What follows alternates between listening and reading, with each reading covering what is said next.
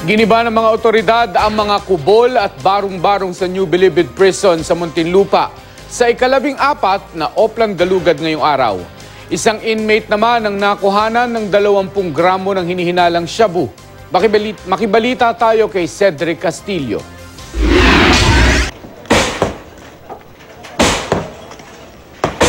Hindi lang malalaki at magagarang kubol, pati mga nadiskubring barong-barong at mga maliliit na tambayan sa maximum security compound ng New Bilibid Prison, giniba na rin sa ika-14 na Oplan Galugad ng Bureau of Corrections. Tinibag ang mga simento at pinagbabakla sa mga kahoy at yero ng mga kubol sa likod ng Building 11. Ayon sa pamunuan ng Bilibid, tambayan at pahingahan ng mga inmate ang mga kubol.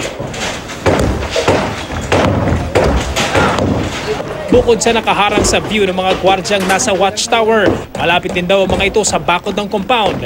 At dahil sa kabilang panig ng bakod ay kalsada na, may mga insidente raw na nakakapaghagis ng mga kontrabando ang mga nasa labas papunta sa mga kubol. Nakaka-distract din ng view ng CCTV camera natin. Alam naman natin na last year, nagkaroon tayo ng isang puga dyan. Yan din ang reason. Sa raid ngayong araw, may mga nasabat na namang kontrabando. Kabilang na ang ilang audio at video equipment gaya ng LCD widescreen TV at mga monitor ng computer. Sa dormitory 9A naman, may nakumpiskang hindi bababa sa 20 gramo ng shabu sa isang inmate. Dadalhin sa NBI ang na-recover na substance at sasampahan ng kaukulang reklamo ang naturang inmate. Sa percentage ng pumapasok, mas marami kaming nakukuha ng mga kontrabando sa loob. Yung mga bagay nila, napakahirap isipin, kung talagang marami kasing ways kung paano may papasok yan.